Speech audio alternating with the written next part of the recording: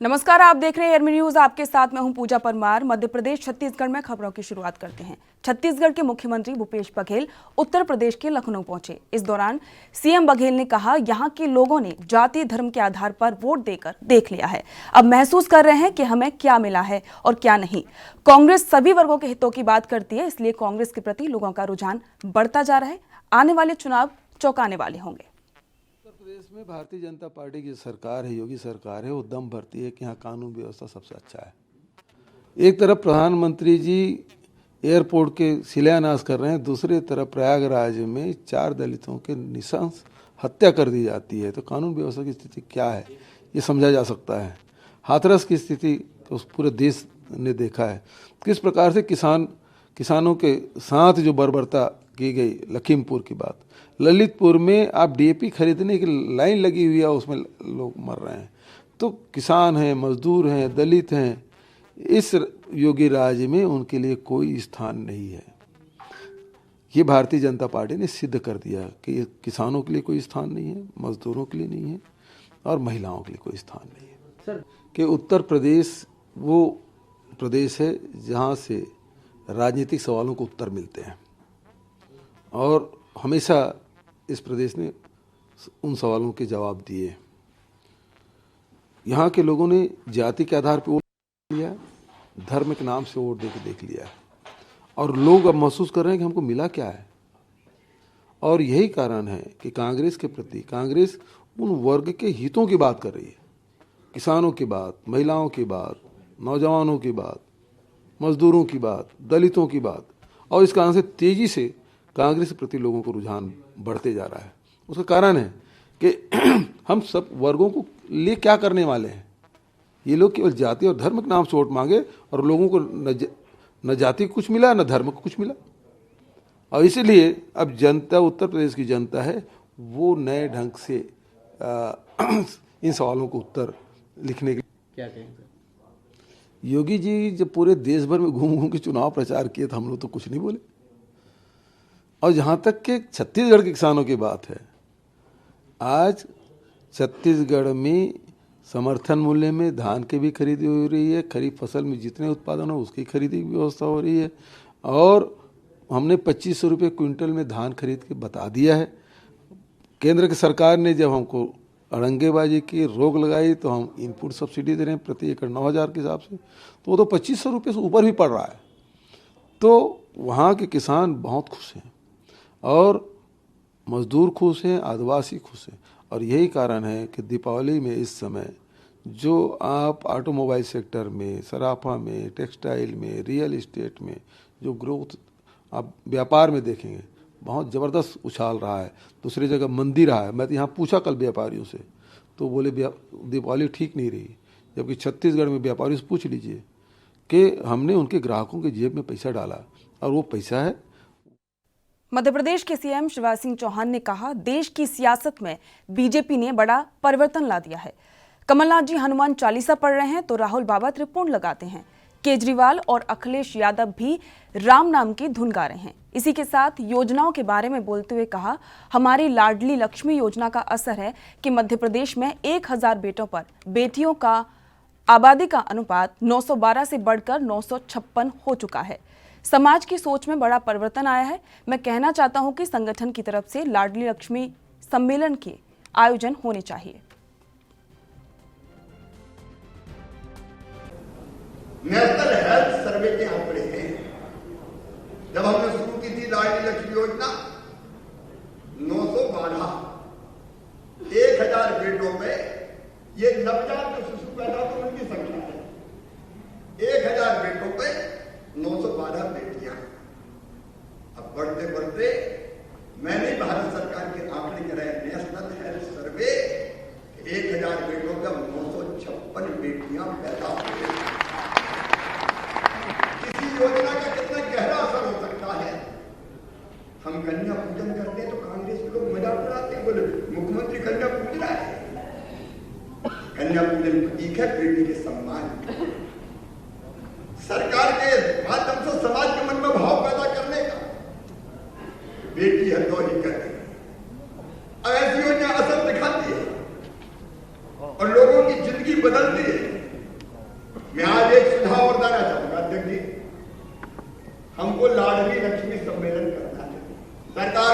Party को करना चाहिए, हर जिले में करना चाहिए। और वो आज सड़कों पर राम धुन गा रहे, कमलनाथ जी हनुमान चालीसा का पाठ कर रहे हैं, संकट कटे मिटे सब पीरा जो सुमरे हनुमान जी भी पार्टी पे कृपा करते हैं। राम धुन राहुल गांधी त्रिपुंड लगा रहे, ये एजेंडा बदल के रख दिया भारतीय जनता पार्टी ने।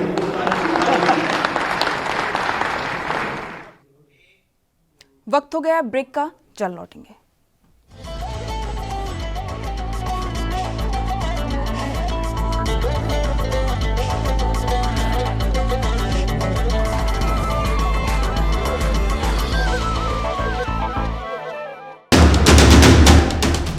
राष्ट्र धर्म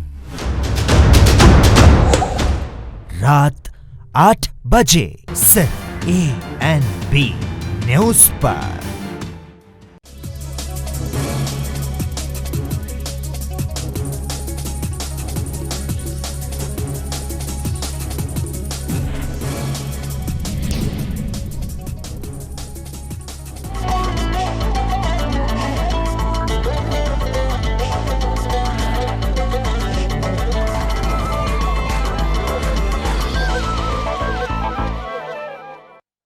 ब्रेक के बाद स्वागत है। बढ़ते अगली खबर की ओर। छत्तीसगढ़ में 2021-22 के लिए धान और मक्का खरीदी में उपयोग किए जाने वाला पुराने जूट बारदानों की दर का निर्धारण कर दिया गया है। प्रति नग जूट बारदाने की दर 18 रुपए निर्धारित की गई है। इंद्रावती भवन नवा रायपुर के पंजीयक सहकारी संस्थाओं ने इस आशय का पत्र प्रबंध संचालक, छत्तीसगढ़ राज्य सहकारी विपणन संघ और छत्तीसगढ़ राज्य सहकारी बैंक मर्यादित को भेजा था। उल्लेखनीय है कि पिछली साल की तरह इस साल भी किसानों, मिलरों और PDS दुकानों के पुराने जूट बारदानों का उपयोग किया जाएगा। छत्तीसगढ़ राज्य सहकारी विपणन संघ के प्रबंध संचालक ने खरीफ विपणन 2021-22 के लिए पुराने जूट बारदानों का मूल्य निर्धारित करने के संबंध में अनुरोध किया था। पंजीयक सहकारी संस्थाओं की अध्यक्षता में गठित कमेटी ने पुराने जूट बारदानों के लिए 18 रुपए प्रति नग दर निर्धारित करने की अनुशंसा की थी, जिसे स्वीकार कर लिया गया है। गौरतलब है कि मुख्यमंत्री भूपेश बघेल की घोषणा के अनुसार समर्थन मूल्य पर 1 दिसंबर से धान की खरीदी की जाएगी।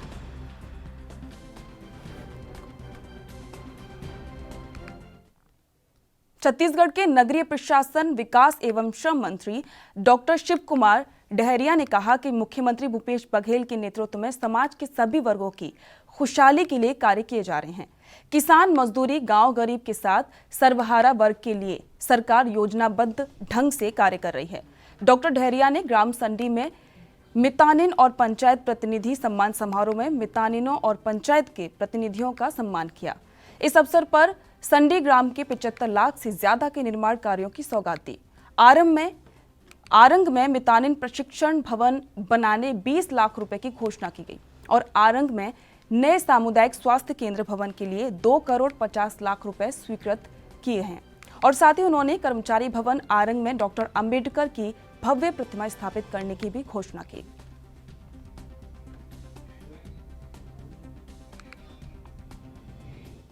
छत्तीसगढ़ के नगरीय प्रशासन एवं श्रम विकास और श्रम मंत्री डॉक्टर शिव कुमार डहरिया ने रायपुर जिले के विकासखंड आरंग के विभिन्न ग्रामों के 12 जरूरतमंद ग्रामीणों को स्वेच्छा अनुदान मद से 7,50,000 रुपए की राशि वितरित की। गौरतलब है कि नगरीय प्रशासन मंत्री की अनुशंसा पर जरूरतमंद ग्रामीणों को मुख्यमंत्री स्वेच्छा अनुदान से ये राशि स्वीकृत की गई है। मंत्री ने जरूरत के हिसाब से सभी को अनुदान दिया।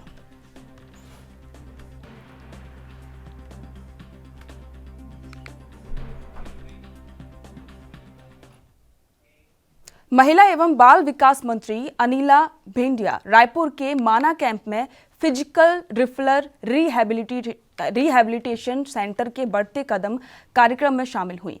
कार्यक्रम का आयोजन सरगुजा जिले के दिव्यांगजन को कृत्रिम अंग प्रदान करने के उपलक्ष्य में किया गया था। मंत्री अनिला ने सरगुजा जिले से आए 14 दिव्यांगजनों को कृत्रिम अंग लगाने पर मिठाई खिलाकर बधाई दी और फूल मालाओं से उनका सम्मान किया। सभी दिव्यांगजन से बातचीत कर उनकी परेशानी जानी और भावी जीवन के लिए शुभकामनाएं दी।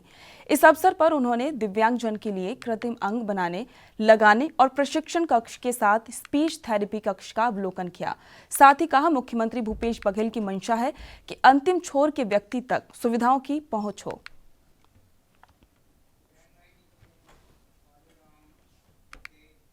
संविधान दिवस के मौके पर मध्य प्रदेश के ग्वालियर की सेंट्रल लाइब्रेरी में संविधान की मूल प्रति आम जनता के देखने के लिए उपलब्ध कराई गई, जिसे देखने के लिए कई विद्यार्थी भी पहुंचे। इस दौरान लाइब्रेरी प्रबंधक ने बताया कि इसे आम लोगों के लिए डिस्प्ले करने का मूल कारण है कि लोग संविधान के मूल स्वरूप को जाने। 1 मार्च 1956 को ये प्रति यहाँ लाई गई थी। उस वक्त देश के अलग अलग हिस्सों में संविधान की कुल 16 मूल प्रतियां भेजी गई थीं। उस समय ग्वालियर मध्य प्रदेश के उन इकलौते शहरों में से एक था जहां इस मूल प्रति को भेजा गया। वहां मौजूद एक विद्यार्थी ने बताया कि इस बार मूल प्रति के साथ ही संविधान की डिजिटल प्रति भी है, ताकि सभी को आसानी से समझ में आ सके।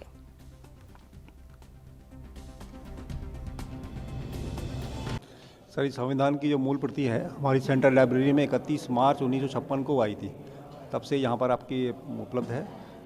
हम वर्ष में 3 बार, यानी कि 15 अगस्त एक दिन पूर्व, 26 जनवरी से एक दिन पूर्व और इस संविधान दिवस वाले दिन हम आम जन के लिए इसको उपलब्ध कराते हैं, जिससे आम जन इस आपके संविधान की इस मूल प्रति को रूबरू देख सकें। लगभग कितनी प्रति, बहुत कम संख्या में प्रति है और मध्य प्रदेश में कितनी प्रति है, इसकी ग्वालियर से एक ही है? हाँ सर, ऐसा बताते हैं कि इसकी 16 मूल प्रतियाँ तैयार की गई थी जिस समय संविधान तैयार हुआ था। उन 16 मूल प्रतियों में एक प्रति हमारे सेंट्रल लाइब्रेरी में उपलब्ध है और बाकी 16 मूल प्रतियों में से बताते हैं संसद भवन में 2 रखी हुई हैं आपकी, एक जयपुर में भी है। बाकी की जानकारी मेरे को नहीं है, लेकिन ये संविधान की जो मूल प्रतियां तैयार हुई थी उनमें से एक प्रति हमारे ग्वालियर में भी है। बहुत अच्छा लग रहा है कि हमें अपने ग्वालियर में लाइब्रेरी सेंटर में ये चीज़ देखने को मिल रही है और ये जैसा कि है कि ये हाथ से भी लिखा गया है। इसको आजकल ये कि डिजिटल के माध्यम से भी इसको देख सकते हैं ये, और हार्ड कॉपी भी इसकी अपन छू सकते हैं, देख सकते हैं, तो हमें बहुत। प्रदेश सरकार में कैबिनेट मंत्री विसाहू लाल साहू की ओर से क्षत्रिय समाज की महिलाओं के खिलाफ कहे गए अपशब्दों के मामले में तूल पकड़ लिया है और लोगों की ओर से हर जिले में विसाहू लाल साहू के पुतले का दहन किया जा रहा है। आज ग्वालियर के शिवपुरी में लोगों की ओर से मंत्री का पुतला फूंका गया। वहीं लोगों का कहना है कि अगर जल्द ही विसाहू लाल के खिलाफ सरकार कार्रवाई नहीं करेगी तो आंदोलन और तेज होगा।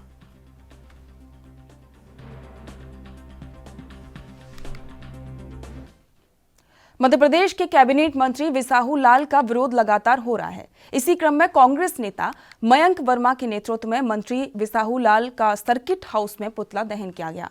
आपको बता दें कि नारी रत्न समारोह के दौरान अपने भाषण में भारतीय नारियों पर अभद्र टिप्पणी की थी, जिसकी वजह से विरोध हो रहा है।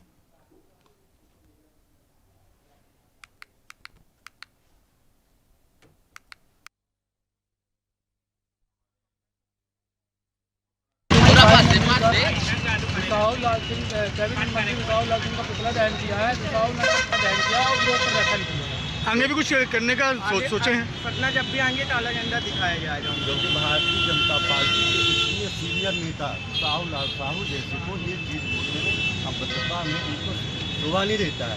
ये एक सीनियर नेता इस तरह के देता है बोले।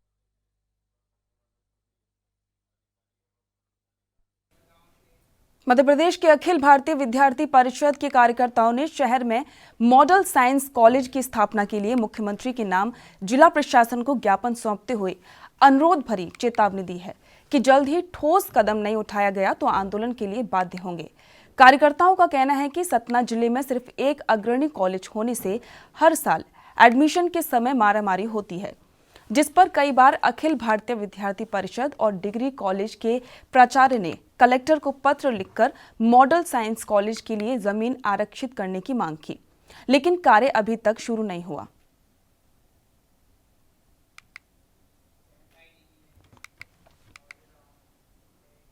छत्तीसगढ़ के नक्सल प्रभावित नारायणपुर जिले में नक्सलियों ने एक सरपंच के पति की गला दबाकर हत्या कर दी। इसके बाद एक जेसीबी मशीन में आग लगा दी। नारायणपुर जिले के पुलिस अधीक्षक गिरिजा शंकर जायसवाल ने इस बात की जानकारी दी। उन्होंने बताया कि जिले के फरसगांव थाना क्षेत्र के अंतर्गत करमरी गांव में नक्सलियों ने सरपंच के पति की गला दबाकर हत्या कर दी। साथ ही बताया ऐसी सूचना मिली थी कि शुक्रवार देर रात हथियारबंद नक्सलियों का समूह करमरी गांव पहुंचा। इसके बाद हत्या कर वहां से फरार हो गए। बाद में नक्सलियों ने सड़क बनाने के लिए रखी जेसीबी की एक मशीन में भी आग लगा दी। जायसवाल ने बताया कि नक्सलियों ने घटना को अंजाम देने के बाद गांव के बाहर हिस्से में बैनर भी लगाया था। बैनर में हत्या की जिम्मेदारी एरिया कमेटी ने ली है और कहा है कि सलाम क्षेत्र में निर्माण कार्य में प्रशासन का सहयोग करता था। बार बार चेतावनी के बाद भी वो नहीं माना, इसलिए उसे मौत की सजा दी गई। पुलिस अधीक्षक ने बताया कि गांव के सरपंच का पति सलाम क्षेत्र में विकास कार्य जैसे सड़क निर्माण और पुल निर्माण आदि में प्रशासन की मदद करता था। वो क्षेत्र में लोगों को विकास कार्य में सहयोग करने के लिए भी कहता था। अधिकारी ने बताया पुलिस ने घटना के लिए जिम्मेदार नक्सलियों की खोज शुरू कर दी है। क्षेत्र में नक्सलियों के खिलाफ अभियान जारी है।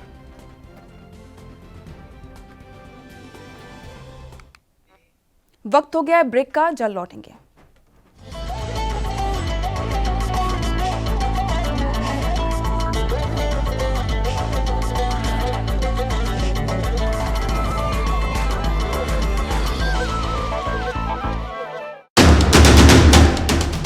राष्ट्र धर्म रात 8 बजे सिर्फ ANB न्यूज पर। महंगाई बिजली की बहुत है, जिधर नाले असी ना बिजली का खर्चा भर सकते ना अपना होर कोई कारोबार कर सकते।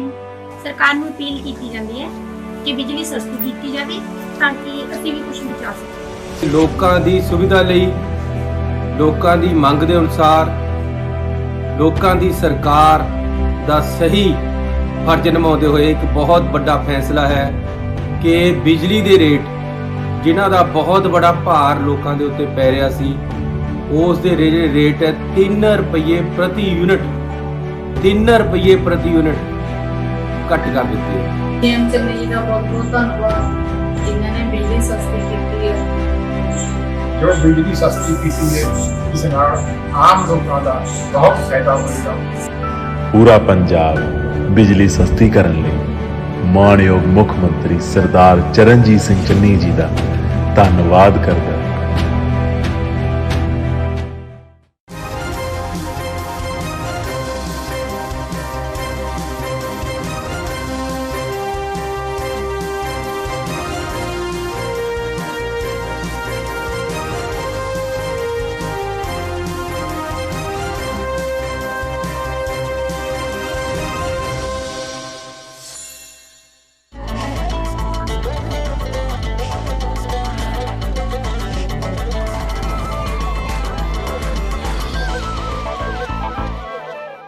ब्रेक के बाद स्वागत है। बढ़ते अगली खबर की ओर। अमेजन कंपनी के माध्यम से गांजे की तस्करी करने के मामले में एक और नया खुलासा हुआ है। अमेजन कंपनी की तरफ से भिंड पुलिस को बताया गया है कि जिस एड्रेस से गांजा तस्करी की जा रही थी उसी एड्रेस पर 10 सेलर और रजिस्टर्ड हैं। इनमें से 6 सेलर एक्टिव हैं जिन्होंने 360 पैकेट डिलीवर किए हैं और 47 लाख का लेन देन हो चुका है। शुक्रवार को अमेजन कंपनी की लीगल हेड और वकील समेत 4 सदस्यीय दल ने भिंड एसपी से मुलाकात की। भिंड के एसपी ने 2 दिन पहले ही अमेजन कंपनी पर जांच में सहयोग करने की अपील की थी। अमेजन कंपनी की लीगल हेड स्वाति अग्रवाल और वकील सुमंत नारंग समेत 4 सदस्यों के दल ने भिंड पहुंचकर एसपी मनोज कुमार सिंह से मुलाकात की। पिछले दिनों भिंड पुलिस ने अमेजन कंपनी के माध्यम से ऑनलाइन गांजे की डिलीवरी करने वाले रैकेट का पर्दाफाश किया था। इस मामले में भिंड और ग्वालियर समेत विशाखापट्टनम में भी गिरफ्तारियां हो चुकी हैं। बाबू टैक्स नाम से कंपनी रजिस्टर्ड कराकर उसके माध्यम से देश के अलग अलग हिस्सों में गांजा सप्लाई किया जा रहा था। द्वारा ई-कॉमर्स प्लेटफॉर्म से गांजा बेचने का अमेजन कंपनी द्वारा जो है मामला दर्ज किया गया है और इसमें लगातार विवेचना की जा रही है। इसमें हमारी 4 टीमें बनाई गई हैं और इस जो टीमों के प्रभारी हैं एसडीओपी श्री नरेंद्र सोलंकी हैं और आपको पूर्व में भी जानकारी दी जा चुकी है कि सारा जो खेल है वो बाबू टैक्स नाम की कंपनी के द्वारा किया जा रहा था। आगे विवेचना में ये पता चला है और जो कुछ कंपनी से डॉक्यूमेंट्स मंगाए गए हैं उनसे ये पूछा गया था कि क्या और भी कंपनियां इस तरह की रजिस्टर हो सकती हैं या और भी सेलर्स जो हैं इस तरह के धंधे कर रहे हैं, तो कंपनी द्वारा बताया गया है कि सेम एड्रेस से और 10 विभिन्न सेलर्स जो हैं रजिस्टर्ड हैं और उनमें से 6 द्वारा एक्टिवली जो है जानकारी के अनुसार गांजे की सप्लाई की गई है और उनके भी जो परचेजर हैं, जो खरीदने वाले हैं, वो भी जो बाबू टेक्स की कंपनी से वही लोग हैं, सेम लोग हैं। मध्य प्रदेश के शिवपुरी में युवा वर्ग का एक बड़ा हिस्सा नशे की गिरफ्त में आ रहा है। ड्रग्स, स्मैक जैसा हाई प्रोफाइल नशा अब छोटे शहरों और कस्बों में युवाओं को अपनी गिरफ्त में ले रहा है। जिले में स्मैक का कारोबार इस कदर फैला हुआ है, इसका अंदाजा इस वीडियो को देखकर लगाया जा सकता है, जिसमें स्मैक खुलेआम बिक रहा है। अभी तक कई पैडलर्स भी शिवपुरी पुलिस ने पकड़े हैं। जब शिवपुरी के मनियर क्षेत्र में स्मैक के खुलेआम कारोबार होने की सूचना हमारी टीम को लगी, जब मौके पर जाकर देखा तो आंखें फटी की फटी रह गईं। जहां खुलेआम स्मैक को बेचा जा रहा था, कोई भी जाकर स्मैक जैसा महंगा नशा आसानी से खरीद रहा था। मौके पर 3 से 4 लोग स्मैक की पुड़िया बना रहे थे। स्मैक के कारोबार जिस क्षेत्र में चल रहा था, जब उस समय थाना क्षेत्र के थाना प्रभारी से बात की, उन्होंने बताया कि उन्हें भी स्मैक के कारोबार की सूचना मिली है और आरोपियों को जल्दी गिरफ्तार करेंगे। अभी मेरे को कुछ वीडियो के माध्यम से ये जानकारी मिली है कि मनियर क्षेत्र में 1-2 जगह पे स्मैक की बिक्री कुछ लोग कर रहे हैं। तो ये मेरी संज्ञान में अभी आया है और मैं इस पर आज ही 24 एमपी में न्यायाधीश इंदुकांत तिवारी की अदालत ने युवा नेता शंभू चरण दुबे समेत 10 लोगों को 5 साल की सजा सुनाई है। आरोपितों पर सतना सीमेंट फैक्ट्री परिसर में पथराव, तोड़फोड़ और आगजनी करने का गंभीर आरोप था, जिस पर अदालत ने शुक्रवार को अपना फैसला सुनाया। पुलिस ने 32 आरोपियों के खिलाफ अपराध पंजीबद्ध करके मामले की जांच शुरू की। सभी के खिलाफ अदालत में चालान पेश किया। अदालत ने विचारण के दौरान 10 आरोपियों के खिलाफ अपराध प्रमाणित पाया। दरअसल 20 दिसंबर 2022 में सतना सीमेंट फैक्ट्री में लगभग 150 लोग नियमितीकरण और बोनस के लिए हड़ताल कर रहे थे। आरोप यह है कि आंदोलनकारियों ने पथराव किया, जिससे 12 पुलिसकर्मी और 4 सुरक्षाकर्मी घायल हो गए। इस दौरान प्रदर्शनकारियों ने यहां पर गाड़ियों में भी आग लगाई थी।